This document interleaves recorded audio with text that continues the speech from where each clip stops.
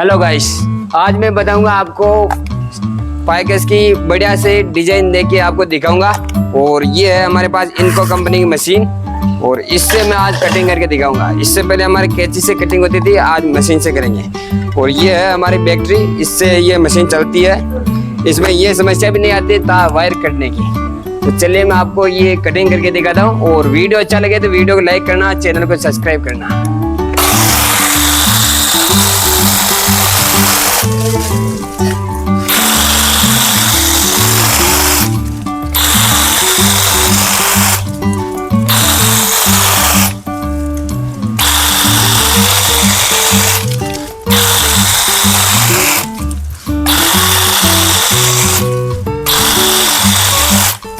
इससे हमारा फास्ट काम हो जाता है, घंटों का मिनटों में हो जाता है। और ये मशीन अगर आपको चाहिए नीचे डिस्क्रिप्शन में लिंक मिल जाएगा, वहां से आप खरीद सकते हो।